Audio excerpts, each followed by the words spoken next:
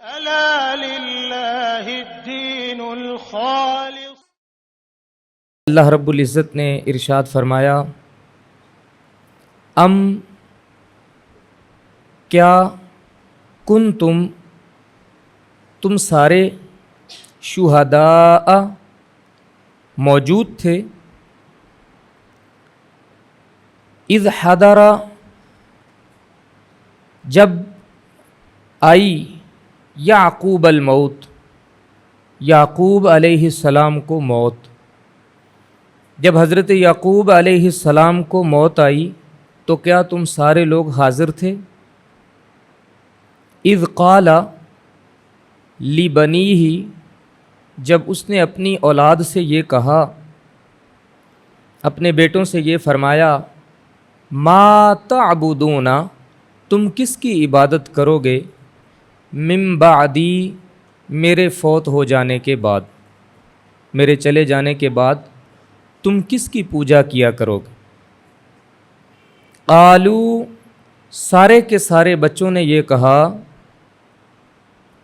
نعبد ہم عبادت کریں گے، الہ کا تیرے الہ کی، جو تیرا خدا ہے اسی کی عبادت کریں گے، و الہ آبائی کا اور اس کی عبادت کریں گے جو تیرے آباء و اجداد کا بھی الہ ہے، وہی ایک الہ۔ آباء و اجداد کون ہیں؟ ابراہیم و اسماعیل و اسحاق الہا واحدا، آپ کے باپ دادا یعنی ابراہیم، اسماعیل اور اسحاق علیہ السلام کا ایک ہی خدا، اسی کی پوجا کریں گے ہم۔ وَنَحْنُ لَهُ مُسْلِمُونَ اور ہم اسی کے سامنے گردن جھکائے ہوئے ہیں۔ یہ پیغمبر کی گفتگو ہے اور اس وقت کی گفتگو ہے جب وہ اس دنیا سے پردہ فرمانے لگے تھے۔ ایک زندگی ہے مومن کی اور ایک زندگی ہے کافر کی۔ کافر جاتا جاتا بھی اپنی اولاد کی دنیا کی فکر کرتا ہے اور مومن جاتا جاتا اپنی اولاد کے دین کی فکر کرتا ہے، یہی فرق ہے۔ دیکھیں آج ماحول یہ ہو گیا ہے، روپے پیسے کی ہرس اور ہوس نے باپ کیا بیٹوں کو بھی اپنا اتنا دیوانہ بنا لیا ہے کہ باپ کی طبیعت خراب ہوتی ہے تو بچے ڈاکٹر سے پہلے وکیل بلا لیتے ہیں، زمین کے کاغذات کی جانچ پڑتال شروع ہو جاتی۔ ہمارے دماغوں کے اوپر مادیت کا راج ہے، دنیا کے ہرس کا، دنیا کے لالچ کا اور دنیا کی دولت کا۔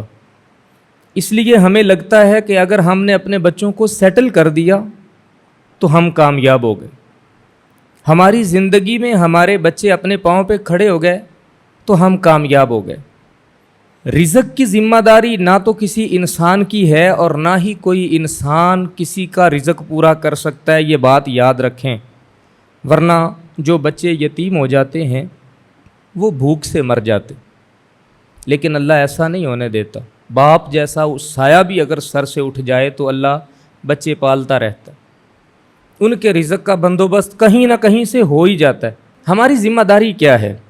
بلا شبہ ایک باپ کا یہ کام ہے کہ وہ جب تک سانس ہے وہ اپنی اولاد کے کھانے پینے کا بندوبست بھی کرے۔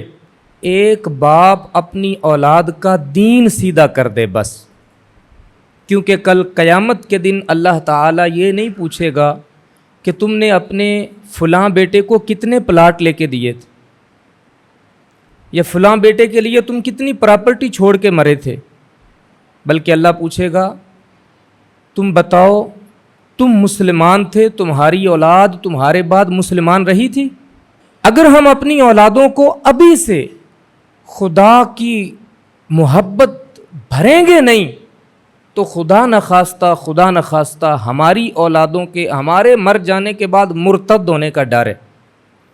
آپ کو معلوم ہونا چاہیے کہ سوشل میڈیا پہ باقاعدہ 2 گھنٹے کے لیکچر دیے جا رہے ہیں، اور 50,000 سے لے کے 25 لاکھ تک لوگ جو ہیں وہ ان لیکچرز کو اٹینڈ کرتے ہیں، گاہے بگاہے وہ سن رہے ہوتے ہیں، اور لاکھوں کے اندر اس کے شیئرز ہوتے ہیں، وہ اتنی تعداد میں شیئر کیے جاتی ہیں وہ پوسٹ۔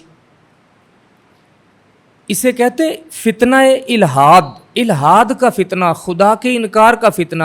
انسان خود بخود بن گیا ہے، خدا کے ساتھ اس کا کوئی تعلق نہیں ہے، کوئی خدا نہیں ہے، یہ کائنات بھی خود بخود وجود میں آ گئی ہے۔ اس طرح کی باتیں اب سوشل میڈیا پہ آنا شروع ہو گئی ہیں۔ اس لیے آج کے زمانے میں سب سے زیادہ ضرورت ہے اپنی اولاد کے دین کی فکر کرنے کی۔ بھائی گئے گزرے زمانے میں آئے ہیں ہم لوگ، یہ حضرت یعقوب علیہ السلام کی بات اللہ فرما رہا ہے آج سے 5000 سال پہلے۔ آپ اندازہ کر سکتے ہیں کہ شیطان کتنی محنت کر رہا ہے اور کتنے عرصے سے کر رہا ہے، اور اس کے مقابلے میں تیری میری محنت ہے کتنی؟ کچھ بھی ہو جائے، دنیا ادھر سے ادھر ہو جائے، ہمارے بچوں کے دل سے اللہ کی محبت کم نہ ہو، یہ ہے پیغمبر کی خواہش، پیغمبر کی تڑپ اور پیغمبر کی چاہت۔ میں یہ چاہتا ہوں کہ میں اپنے بچے کو ڈیفینس میں یا کسی اچھی سوسائٹی میں کسی بہترین لوکیشن پہ ایک اچھا سا گھر بنا کے دے دوں اور اس کی لائف سیٹ کر دوں، چاہے میرے بعد وہ جس مرضی مذہب میں چلا جائے، مجھے اس بات کی کوئی پرواہ نہیں ہے، بس اس کی زندگی سیٹ ہونی چاہیے، جس کے 1-2 دن کی گارنٹی بھی نہ تیرے پاس ہے نہ میرے پاس ہے، کسی کے پاس نہیں۔ انسان کیا سے کیا ہو جاتے ہیں، باپ کروڑ پتی کر کے مرتا ہے، اولاد کو 3 مہینے نہیں گزرتے اولاد روڈ پہ آ جاتی۔ یہ ذمہ داری نہیں ہے ہماری، کمائیں اپنی اولاد کے لیے، رزق حلال کمائیں، کماتے رہیں، ان کو کھلائیں، ان کے فیوچر کا سوچیں۔ اسلام آپ کو اس بات سے منع نہیں کرتا، لیکن اس بات میں اتنے غرق نہ ہو جائیں کہ اصل مقصد ہی بھول جائیں۔ جو حقیقی مقصد ہے وہ یہ ہے کہ تم اپنی اولاد کے ایمان کی فکر کرو، اور یہی جملہ اللہ فرما رہا ہے کہ میرے یعقوب کی جب موت کا وقت قریب آیا تو اس نے اپنے سارے بچوں کو اکٹھا کیا اور اکٹھا کر کے پوچھا کہ میرے بچوں تم میرے بعد کس کی پوجا کیا کرو گے؟ سارے بچوں نے یک زبان ہو کے کہا کہ تمہارے الہ کی پوجا کریں گے، تمہارے آبا و اجداد کے الہ کی پوجا کریں گے، ہم خدا کے علاوہ کسی کے سامنے گردن نہیں جھکائیں گے، ہم اسی کے سامنے گردن جھکائیں گے۔ یہ یہودیوں کا ایک اعتراض تھا، وہ کہا کرتے تھے کہ حضرت یعقوب علیہ السلام نے اپنی اولاد سے یہ کہا تھا کہ تم یہودی ہو جاؤ، تو اللہ تعالیٰ نے ان کے جواب میں یہ بات ارشاد فرمائی، ایک تو یہ خبر دے دی کہ انہوں نے کہا کیا تھا، دوسرا یہودیوں کو جواب دے دیا کہ کوئی یہودی ہونے کا ان سے وعدہ یا قسمیں نہیں لی گئی تھیں، بلکہ ان سے یہ پوچھا گیا تھا کہ تم عبادت کس کی کرو گے۔ تو اولاد نے آگے سے جواب یہ دیا تھا۔ اور رہی بات یہ کہ رسول اللہ صلی اللہ علیہ وآلہ وسلم کو یہ باتیں سنانے والے یہودیوں کہ اسحاق یا یعقوب علیہ السلام اپنی اولاد کو یہودی ہونے کا مشورہ دیتے تھے یا جو بھی، تم ان پہ الزام لگاؤ، تلک امۃ قد خلت لہا ما کسبت ولکم ما کسبتم ولا تسألون عما كانوا يعملون۔ ان کو چھوڑو، وہ ایک امت تھی، تلک امۃ، وہ ایک امت تھی، قد خلت، وہ تو گزر گئے۔ اب ان کی کہانیاں نہ اٹھا کے میرے نبی کے سامنے لے کے آؤ، تمہیں کیا پتا سچ کیا ہے، تم اپنی طرف سے اٹکل لگا کے اپنے بڑوں سے جیسے سنتے آئے ویسے ہی بیان کیے جا رہے ہو۔ اصل بات یہ ہے کہ انہوں نے ایک ہی وعدہ لیا تھا اپنی اولاد سے کہ عبادت کس کی کرو گے، کوئی یہودی یا عیسائی ہونے کا مشورہ انہوں نے اپنی اولاد کو نہیں دیا تھا۔ اگر خدا نہ خواستہ کچھ ایسا معاملہ جیسے تم کہہ رہے ہو ویسا ہے بھی، تو اللہ نے آگے فرمایا وہ تو ایک امت تھی جو گزر گئی، لہا ما کسبت، ان کے اعمال ان کے ساتھ، وَلَكُمْ مَا كَسَبْتُمْ، تم نے جو کمائی کرنی ہے وہ تمہارے لیے، تم بتاؤ تم اپنے رب کے کتنا نزدیک ہو؟ شرک بھی ساتھ کر رہے ہو، کفر بھی ساتھ کر رہے ہو، توحید کی پہرے داری بھی کر رہے ہو، اللہ کے ساتھ بھی یاری لگانے کی کوشش کرتے ہو، اور اللہ کے دشمن شیطان کے پیچھے بھی چلتے ہو، کچھ احکام اس کے مان لیتے ہو، کچھ احکام اللہ کی کتاب کے مان لیتے ہو۔ تم اپنا جواب دو، تم کیا ہو؟ وہ تو گزر گئے۔ تلک امۃ قد خلت لہا ما کسبت ولکم ما کسبتم، تمہارے لیے تمہاری کمائی ہے، تم نے کیا کمایا ہے۔ ولا تسألون عما كانوا يعملون، وہ جو گزرے ہوئے لوگ ہیں ان کے کاموں کے بارے میں تم سے سوال نہیں کیا جائے گا، وہ تو گزر گئے۔ مثال کے طور پہ میں آپ سے یہ کہوں، حضرت مولا علی کے ساتھ کچھ صحابہ نے جنگ کی، یا کوئی پرانا قصہ جو تاریخ کی کتابوں نے جھوٹ سچ جوڑ کے ہم تک پہنچا دیا، وہ میں قصہ لے کے بیٹھ جاؤں اور آپ سے نعرے بھی مرواؤں اور چند نوٹ بھی بٹوروں اور اپنی تقریر مکمل کر کے چلتا بنوں، تو مجھے بتاؤ کل قیامت کے دن اللہ نے مجھ سے یہ پوچھنا ہے کہ کون کون سے صحابی آپس میں لڑے تھے، یا کس صحابی کا کس صحابی کے ساتھ اختلاف تھا؟ مجھ سے یہ سوال ہونا ہے۔ قرآن کی اس آیت نے اس عقیدے کو پاؤں تلے روند دیا ہے۔ جو لوگ آج بھی وہ پرانے قصے کہانیاں اٹھا کے اس امت کو دے رہے ہیں جس میں چوری عام، چکاری عام، قتل عام، زنا عام، شراب نوشی عام، 2 نمبری عام، مسالے جو ہیں اس میں کیمیکل ملا کے یہ کام کرنے کی عادت عام، اور بدتمیزی انتہا کو پہنچی ہوئی، چھوٹا بڑے کی عزت نہیں کرتا، بڑا چھوٹے پہ رحم نہیں کرتا، دلوں کے اندر قدورتیں ہیں، نفرتیں ہیں، 1000 بیماریاں جس امت کو لگی ہیں۔ میں پچھلے قصے اٹھا کے صحابہ کے اپنا علم ظاہر کرنے کے لیے کہ مجھے بڑی جی تاریخ آتی ہے، اور میں سارے پچھلے صحابہ کے قصے اٹھا کے آپ کو سناتا رہوں، جن کے بارے میں نہ مجھ سے قیامت والے دن سوال ہونا ہے نہ آپ سے ہونا ہے۔ آپ سے اللہ نے قیامت والے دن یہ نہیں پوچھنا کہ بتاؤ کون کون سے صحابہ یا کون کون سے پہلے بزرگ ایسے ہو گئے۔ اللہ نے آپ سے یہ پوچھنا ہے تم کیا ہو، اپنا اعمال نامہ دکھاؤ، تم لے کے کیا آئے ہو۔ میں نے تمہیں منع کیا تھا چوری نہ کرنا، زنا نہ کرنا، ڈکیٹی نہ کرنا، کسی کا حق نہ مارنا، نہ حق کسی کو قتل نہ کرنا، جھوٹ بول کے سودا نہ بیچنا، 2 نمبری نہ کرنا، مومن بن کے جینا، سیدھے راستے صراط مستقیم پر چلنا۔ اپنا سرٹیفکیٹ لے کے آؤ، مجھے یہ نہ بتاؤ کہ فلاں صحابی ایسا تھا یا فلاں بزرگ ایسا تھا۔ کسی کے بارے میں ہم سے پوچھے ہی نہیں جانا۔ اور یہ آیت میں بتا رہی ہے تلک امت، گزرے ہوئے لوگ ہیں وہ، قد خلت، وہ تو گزر گئے، لہا ما کسبت، ان کے لیے وہ جو انہوں نے کسب کیا، جو انہوں نے کمائی کی، ولکم، اور تمہارے لیے ما کسبتم، جو تم کماؤ گے وہ تمہارے لیے۔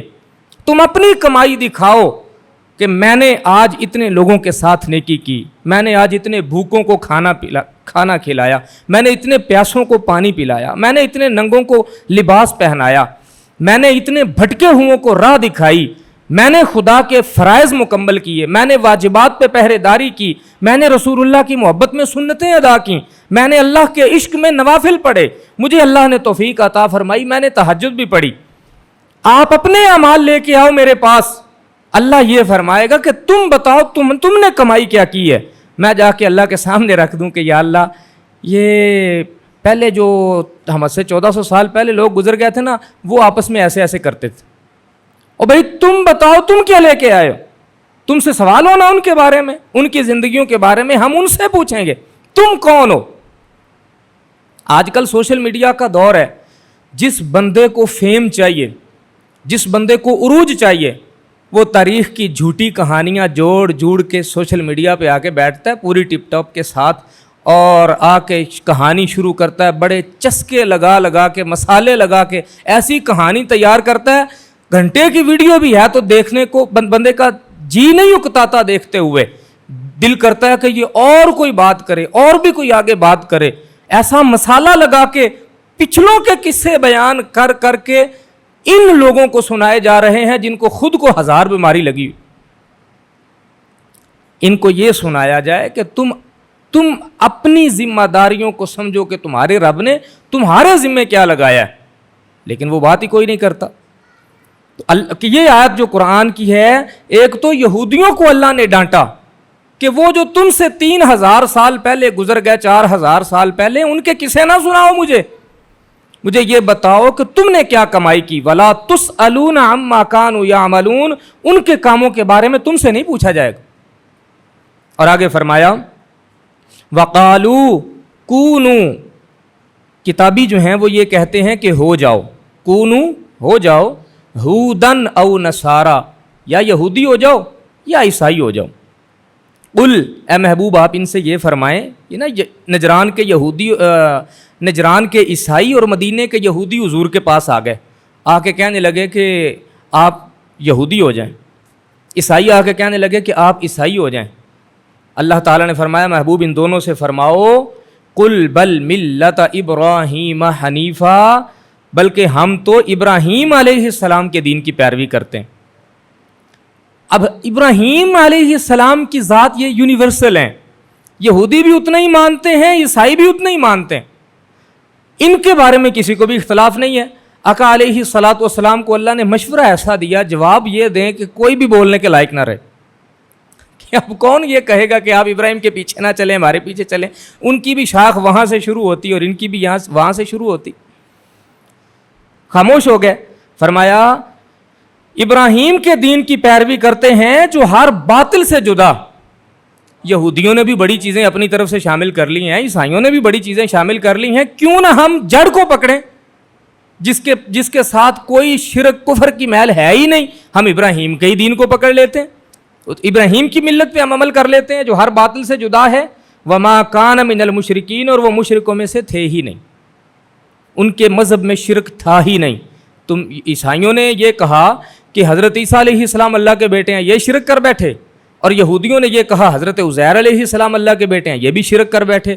آقا علیہ السلام کو اللہ نے مشورہ دیا کہ ان سے یہ فرماؤ میرے ابراہیم کے پیچھے چلو. میں بھی ابراہیم کے پیچھے چلنے والا ہوں، ان کی زندگی میں شرک کا شائبہ بھی نہیں تھا. قولو، اے مسلمانوں تم یوں کہو آمنا باللہ، ہم ایمان لائے اللہ پر، وما انزل الینا، اس پر ایمان لائے جو ہماری طرف اتارا گیا، یعنی قرآن پاک. وما انزل الی ابراہیم، اس پر ایمان لائے جو ابراہیم پر اتارا گیا. و اسماعیل، اور اسماعیل اور اسحاق، و یعقوب والاسباط، اور ان کی اولاد. وما اوتی موسیٰ و عیسیٰ، اور جو کچھ موسیٰ اور عیسیٰ علیہ السلام کو عطا کیا گیا. وما اوتی النبیون من ربہم، اور جو کچھ ان انبیاء کو، باقی انبیاء کو ان کے رب کے پاس سے عطا کیا گیا، ہم اس پر ایمان لائے ہیں. یعنی قرآن ان ساری کتابوں کا مجموعہ ہے. جو باتیں ان سارے نبیوں پہ اللہ نے نازل فرمائیں، قرآن نے ان ساری باتوں کو اکٹھا کر کے ان کی تصدیق فرما دی. تو قرآن آ گیا ہے، ہمیں اب کسی اور طرف جانے کی ضرورت نہیں. لا نفرق بین احد منہم، ہم کوئی فرق نہیں کرتے ان کے اندر، یعنی یہ رسولوں کے اندر کوئی فرق نہیں کرتے. سارے نبی درجہ نبوت میں برابر ہیں. درجہ فضیلت میں بعض نبی بعض سے افضل ہیں، لیکن درجہ نبوت میں سارے کے سارے نبی برابر ہیں. کوئی مسلمان ہلکا سا اشارتاً بھی کہہ دینا کہ میں عیسیٰ علیہ السلام کو نہیں مانتا، وہ کافر ہو جائے گا. یہ آپ کا دین ایسا، اللہ نے بالکل واضح دین آپ کو عطا فرمایا ہے کہ کسی نبی کے بارے میں آپ سوچ بھی نہیں سکتے. ایون آج ہمیں معلوم ہے کہ تورات یا انجیل کے اندر یہودیوں نے اپنی من مانیاں کی ہوئی ہیں، لیکن اس کے باوجود مجھے آپ کو، اگر ہمیں ان کتابوں کا کوئی نسخہ مل جائے تو ہم کیا کریں گے؟ چوم کے آنکھوں کو لگائیں گے سر ماتھے پہ. لیکن وہ بدبخت کیا کرتے ہیں؟ وہ قرآن کو جلانے پہ تلے ہوئے ہیں. ٹھیک ہے، وہ کر سکتے ہیں، کیوں؟ انہوں نے دین کے حلیے کو بگاڑ دیا. ہم نہیں کر سکتے کیونکہ ہمارے پاس اللہ کا سچا دین موجود ہے. تورات بھی ہمارے لیے قابل قدر ہے اور انجیل بھی ہمارے لیے قابل قدر ہے. وہ ہمارے نبی کے بارے میں کئی بار ہلکے لفظ استعمال کر جاتے ہیں، لیکن ہم کسی نبی کے بارے میں نہیں کر سکتے. لا نفرق بین احد منہم، کسی ایک نبی کے بارے میں بھی ہم فرق نہیں کرتے. وَنَحْنُ لَهُ مُسْلِمُونَ، اور ہم اپنے اللہ کے سامنے گردن جھکائے ہوئے. آگے فرمایا فَإِنْ آمِنُوا بِمِثْلِ مَا آمَنْتُمْ بِهِ فَقَدِ اهْتَدَوْا. یہود و نصارہ وغیرہ، پھر آگے فرمایا کہ پھر وہ اگر یعنی یہود اور عیسائی وغیرہ آمنو ایمان لے آئیں بمثلی آمنتم جس طرح تم ایمان لائے. کون؟ صحابہ کرام. اللہ اکبر. تو فقد اہتدوا، وہ بھی ہدایت پا جائیں گے. وَإِن تولوا، اگر وہ منہ پھیر لیں، فَإِنَّمَا هُمْ فِي شِقَاقٍ، تو وہ ضد اور ہٹ درمی کے سوا اور کچھ نہیں ہے. حالانکہ سارا قرآن جب یہ پڑھتے ہیں تو انہیں سمجھ آ جاتی. حضرت عبداللہ ابن سلام یہودیوں کے عالم تھے، تورات کے حافظ تھے. یہودیوں کے بڑے بڑے علماء کو کوئی مسئلہ درپیش آتا تھا تو یہ حضرت عبداللہ ابن سلام کے پاس آتے تھے. یہ اس وقت مسلمان نہیں ہوئے تھے، یہودی تھے یہ بھی.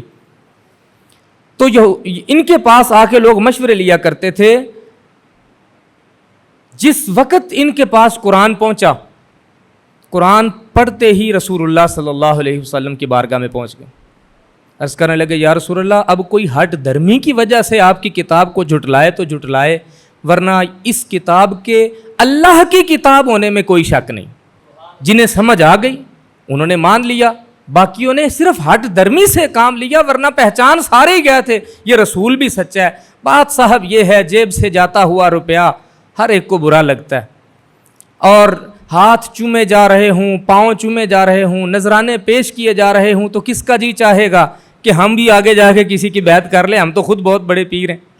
ایسا کوئی نہیں کرتا، یہ بڑے جگر گردے کا کام ہوتا ہے. انہوں نے یہ کام کیا، ہٹ درمی کی، اور رسول اللہ صلی اللہ علیہ وآلہ وسلم کا انکار کیا. ذلیل و رسوا ہو کے مدینے سے نکال دیے گئے. سب سے زیادہ عزت والی قوم تھی یہ، ذلیل کر کے نکال دیے گئے. اللہ نے آنکھوں سے معجزے دکھائے لیکن پھر بھی سمجھ نہیں آئی ان کو. اور آگے فرمایا فَسَيَكْفِيكَهُمُ اللَّهُ، اے محبوب ان کی ہٹ درمیوں سے آپ کو کوئی فرق نہیں پڑے گا. فَسَيَكْفِيكَهُمُ اللَّهُ، آپ کا اللہ آپ کو کافی. ان کے طرف سے بے فکر ہو جائیں، وہ آپ کا کچھ نہیں بگاڑ سکتے. وَهُوَ السَّمِيعُ الْعَلِيمُ، وہ سنتا بھی ہے جانتا بھی. صبغۃ اللہ، اللہ کا رنگ. اے محبوب آپ یہ فرماؤ ہم تو اللہ کے رنگ میں رنگ گئے. وَمَنْ أَحْسَنُ مِنَ اللَّهِ صِبْغَةً، اور اللہ کے رنگ سے اچھا رنگ کس کا ہو سکتا ہے. وَنَحْنُ لَهُ عَابِدُونَ، اور ہم اسی کے خالص اسی کے بندے ہیں، اسی کے عبادت گزار ہیں. اچھا، یہ عیسائی یوں کیا کرتے تھے کہ کوئی بچہ ان کے یہاں پیدا ہوتا یا کوئی بندہ نیا ان کے مذہب میں آتا، عیسائیوں کے مذہب میں کوئی بندہ نیا آتا یا ان کے ہاں کوئی بچہ پیدا ہوتا، تو یہ زرد رنگ پانی میں ملا کے اس بندے کو اس میں غوطے دیا کرتے تھے اور کہا کرتے تھے کہ اب یہ پکا عیسائی ہو گیا ہے، اس کے اوپر عیسائیت کا رنگ چڑھ گیا. یہ رنگ برنگی دنیا ہے صاحب، یہاں ہر شخص کا اپنا ایک رنگ ہے اور ہر رنگ کے پیچھے 100 رنگ ہے. لیکن ان سارے رنگوں سے اعلیٰ رنگ اللہ کا رنگ ہے، اور یہ ایسا رنگ ہے جس کا رنگ کوئی نہیں ہے. نہ سفید ہے، نہ سبز ہے، نہ زرد ہے. فزیکل اپنی آنکھ سے کوئی رنگ اس کا ڈیفائن نہیں کر سکتے کہ کوئی اللہ کا کوئی خاص رنگ ہے، سفید رنگ اللہ کا ہے، اللہ کا پسندیدہ رنگ زرد رنگ ہے. نہیں، یہ وہ رنگ ہے جس کو اس آنکھ سے دیکھا ہی نہیں جا سکتا. یہ رنگ دیکھنے کے لیے یہ آنکھیں چاہیے، دل کی آنکھیں چاہیے. فرمایا اے محبوب آپ ان سے یہ فرماؤ تم اپنے اپنے رنگ چڑھاتے پھرو، ہمیں تو اللہ کا رنگ چڑھا ہوا، اور جس کو اللہ کا رنگ چڑھ گیا اس کو پھر کسی اور کے رنگ کی ضرورت نہیں ہے. ٹھیک ہے نا؟ تو دعا ہر شخص کو یہ کرنی چاہیے کہ ہمیں اللہ کا رنگ چڑھے. روشنی کو جاننے والا، روشنی کے راز جس کو سمجھ آ جائیں وہ روشن ہو جاتا ہے، اور خوشبو کے راز جاننے والا خوشبودار ہو جاتا ہے، اور جو اللہ کا راز جان جائے وہ اللہ والا ہو جاتا ہے. جس کے دل پہ اللہ کے نور کی تجلی پڑ جائے، جس کو اللہ کا رنگ مل جائے. حضرت مصعب بن عمیر رضی اللہ تعالیٰ عنہ، ویسے تو سارے صحابہ کو اللہ نے اپنا رنگ چڑھا دیا، ہر شخص کو اللہ نے رنگ چڑھا دیا تھا. حضرت بلال حبشے سے آئے تھے لیکن اللہ کے رنگ میں رنگ چکے تھے. حضرت مصعب بن عمیر حضرت صہیب روم سے آئے تھے, وہ اللہ کے رنگ میں رنگ چکے تھے. یہ حضرت مصعب بن عمیر ایسے تھے, یمن کے علاقے سے ان کے لیے کپڑا منگواتی تھی. سب سے مہنگا اس زمانے میں کپڑا یمن سے ملتا تھا, ان کے لیے کپڑا وہاں سے منگوایا جاتا تھا. خوشبوئیں ملک شام کی بھٹیوں میں تیار کی جاتی ہیں, ملک یمن کی بھٹیوں میں تیار کی جاتی ہیں اسپیشل حضرت مصعب بن عمیر کے لیے. جیسے آپ کے سعودی شہزادوں کے لیے پیرس میں اسپیشل فیکٹریز میں تیار کی جاتے ہیں نا سینٹس, اس زمانے میں حضرت مصعب بن عمیر کے لیے ان کی ماں تیار کرواتی تھی. بہت بڑی تاجرہ تھیں وہ, جتنا پیسہ حاصل ہوتا تھا نا اپنے بچے کے ناز نخرے اٹھانے پہ خرچ کرتی. خود رسول اللہ صلی اللہ علیہ وآلہ وسلم فرماتے ہیں عرب کی ماؤں نے بڑے پیار کیے ہوں گے اپنے بچوں سے, لیکن جو محبت مصعب بن عمیر کی ماں نے اس کو دی ہے کوئی ماں دے نہیں سکی. اتنی محبت, جس یہ شہزادوں کی طرح زندگی تھی. جس گلی سے گزر جاتے تھے گھنٹوں گلی مہکتی رہتی اور پتہ چلتا تھا کہ یہاں سے مصعب بن عمیر گزرے ہیں. انتہائی خوبصورت نوجوان اور پورے لاڈوں سے پلا ہوا, ناز نخروں کے ساتھ ماں نے پالا اس بچے کو. رسول اللہ صلی اللہ علیہ وآلہ وسلم کو دیکھا, حضور کی نظر سے نظر ملی اور قدموں میں آ کے گر گئے. یہ وہ نوجوان ہے جس کی زندگی کو لوگ کاپی کرنا چاہتے ہیں, لیکن اس نے رسول اللہ صلی اللہ علیہ وآلہ وسلم کو دیکھا اور آ کے حضور کے قدموں میں گر گئے. جب آئے نا تو یا رسول اللہ مجھے کلمہ پڑھا دیجئے. حضور نے کلمہ پڑھایا اور اللہ کا رنگ چڑھا دیا. حضرت مصعب بن عمیر گھر گئے. ماں نے کہا کہ میں نے سنا ہے کہ تم مسلمان ہو گئے ہو. جی ماں, میں نے رب کو ایک مان لیا ہے, مجھے اب کسی شے کی پرواہ نہیں. ابھی میرے گھر سے نکل جاؤ. یہ چند لمحوں کے اندر کیسے دایاں بایاں ہوا ہے اور دن رات ہوا ہے, یہ کوئی مصعب بن عمیر سے جا کے پوچھے. وہ لاڈ, وہ محبتیں, وہ پیار, وہ ناز, وہ نخرے ایک لمحے میں سارا ہی ختم ہو گیا. کیوں؟ تو نے میرے خداؤں کو چھوڑ کے نیا خدا ڈھونڈ لیا.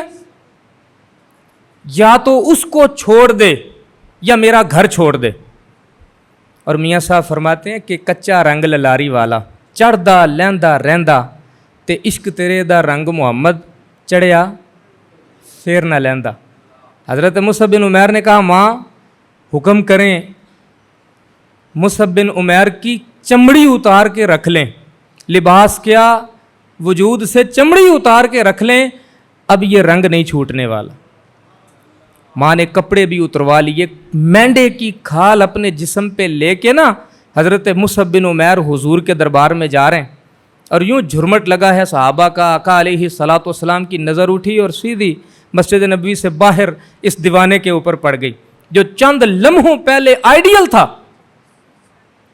آقا علیہ الصلاۃ والسلام کی آنکھوں میں آنسو آ گئے. حضور نے فرمایا صحابہ دیکھو اسلام نے میرے مصعب کا کیا حال کر دیا. یہ رنگ جب چڑھتا ہے نا پھر کوئی اور رنگ اچھا نہیں لگتا ہے. دنیا کے سارے رنگ کچے صاحب, اللہ کا رنگ پکا ہے. اور جس خوش نصیب کو یہ رنگ چڑھ جاتا ہے اسے پھر کسی اور رنگ کی ضرورت نہیں رہتی. لیکن یہ رنگ کیسے چڑھتا ہے؟ یہ تب چڑھتا ہے جب دنیا کے کچے رنگوں کو بندہ اتارنا شروع کر دیتا. جو بندہ یہ کہتا ہے نا مجھے اللہ سے محبت ہے اور اس کی تنہائی پاکیزہ نہیں ہے, وہ جھوٹ بولتا ہے. جو بندہ یہ کہتا ہے میں اللہ کے رنگ میں رنگا ہوا ہوں اور وہ بد نظری سے باز نہیں آتا, وہ جھوٹ بولتا ہے, وہ جھوٹا پیار جتلاتا ہے. یہ عجیب مستی ہے اللہ کے عشق کی, اللہ کے رنگ کی عجیب مستی ہے. کائنات کا سب سے خوبصورت انسان, سب سے خوبصورت عورت آپ کے سامنے کھڑی ہو اور ہو وہ نامحرم, رنگ آپ پہ اللہ کا چڑھا ہو, وہ آپ کو دعوت گناہ بھی دے رہی ہو, دنیا اس کے لیے ترس رہی ہو اور وہ آپ کو گناہ کی دعوت دے رہی ہو. اگر آپ کے وجود پہ اللہ کا رنگ چڑھا ہے تو آپ ایک نظر اٹھا کے بھی دیکھنا پسند نہیں کریں. 7 تالوں میں کھڑے یوسف کو दावत गुनाह दी गई थी और ऐसा रंग खुदा का चढ़ा था, मालूम था कि ताले लगे हुए हैं, लेकिन जानते थे कि जिसका रंग मुझ पे चढ़ा है वो ताले खोलने पे भी कादर है। दौड़ लगा दी वहां पे, जिस ताले के पास जाते हैं वो खुलता जाता है।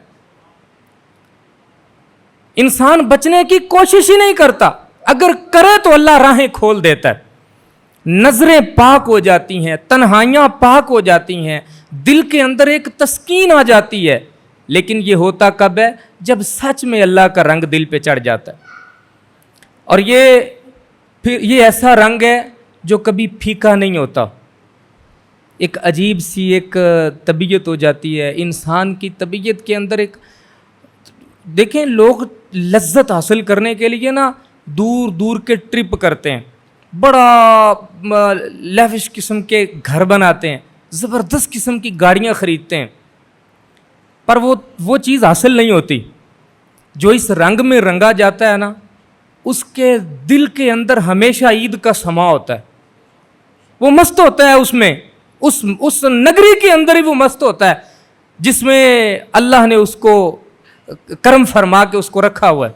एक मजदूर थे कोट मिठन शरीफ में, वो कहा करते थे ईद कदन, हर आते जाते से ना पूछा करते ईद कदन। एक दिन ना हज़रत ख्वाजा गुलाम फरीद रहमतुल्लाह ताला अलैह वहाँ से गुजरे, तो कहने लगा कि साईं ईद कदन। आपने फरमाया कि यार डिसे जदन। उसने कहा यार डिसे कदन। फरमाया मैं मरे जदन। मजजूब कहने लगा कि मैं मरे कदन। फरमाया यार तके जदन। जब वो रंग चढ़ जाएगा ना तो फिर इंसान को ईद ही ईद है, ज़िंदगी हो ही ऐसी जाती है, फिर कोई और दुनिया का रंग खूबसूरत लगता ही नहीं है। उसके पेशे नज़र हर वक्त वो तन्हाई में भी है, वो महफिल में है, वो हजूम में है, वो बाजार में है, वो किसी खेत खलियान में है, या वो किसी वैराने खंडर में है। उसके दिमाग के ऊपर अल्लाह की मोहब्बत छाई हुई है, वो कदम उठाता ही नहीं है जो उसके मालिक की नाराज़गी का सबब बनता है। ये है अल्लाह का रंग। दरअसल हमारे दिल अल्लाह के रंग से दूर हुए, दुनिया के 100 रंग हमारे दिलों पे चढ़ गए। और ये रंग नहीं है, ये जंग हैं जिन्होंने हमारे दिलों को मैला कर रखा है। ये जंग उतारिए और अल्लाह का रंग अपने दिलों के ऊपर चढ़ाइए, ज़िंदगी का लुत्फ लीजिए। अल्लाह ने हमसे एक वादा कर रखा है, मैंने जुमे पे भी ये बात की थी। ये 50-60 साल की ज़िंदगी मिली है हमें, 63 साल उम्र है ना इस उम्मत की, और 63 साल को भी मुश्किल कोई पहुंचता है साहब, बहुत कम लोग होते हैं। 63 साल की ज़िंदगी आखिरत की ज़िंदगी के मुकाबले में ऐसे है, अगर मैं मिसाल दूं तो मुमकिन है ये मिसाल भी मेरी छोटी हो, वो ज़िंदगी इससे भी बड़ी है। समंदर के अंदर से पानी का एक कतरा, ये दुनिया की ज़िंदगी है, और समंदर आखिरत की ज़िंदगी। अल्लाह फरमाता है ये पानी के एक कतरे के बराबर ज़िंदगी मेरी ख्वाहिश, मेरे हुक्म के मुताबिक गुजार ले, वो समंदरों के जितनी वसी ज़िंदगी, लाखों करोड़ों अरबों खरबों सालों की ज़िंदगी, जहाँ बीमारी नहीं है, जहाँ बढ़ापा नहीं है, जहाँ कोई तकलीफ़ नहीं है, ना कोई तंग दस्ती है, मैं तुझे अता फरमाऊँगा, बस ये 50-60 साल मुझे दे दे। लेकिन बंदा बड़ा बेवफा है, वो कहता है ये 50-60 साल भी अपनी मर्ज़ी से ही गुजारने। ये वो चीज़ है जो खा गई है हमें। दिन रात एक हवस है, एक भूख है, एक उदास नज़री है, एक परेशान नज़री है। इंसान जो है वो हर चीज़ कोशिश करता है, हर कोशिश के पीछे उसका मतमा नज़र होता है कि सुकून मिल जाए, लेकिन उसको सुकून नसीब नहीं होता है। ये दिल अल्लाह का शैदाई है, रूह अल्लाह का अमर है। जब तक दिल और रूह सुकून में नहीं है, सुकून नहीं हासिल हो सकता। अल्लाह से पूछिए अल्लाह दिल का सुकून कैसे हासिल होगा, तो अल्लाह फरमाता है अला बिज़िक्रिल्लाहि तत्मइन्नुल क़ुलूब, दिलों का चैन तो मेरी याद में। इधर उधर ढूंढते फिरते हो, थक जाओगे, नहीं मिलेगा, मेरी याद की तरफ आ जाओ, तुम्हें ये सुकून भी अता फरमा दूँगा। इंशाअल्लाह आइंदा दरस पे इस पे थोड़ी सी गुफ्तगू और करेंगे, फिर आगे चलेंगे। अल्लाह हमें समझ अता फरमाए। वमा अलैया इल्लल बलाग।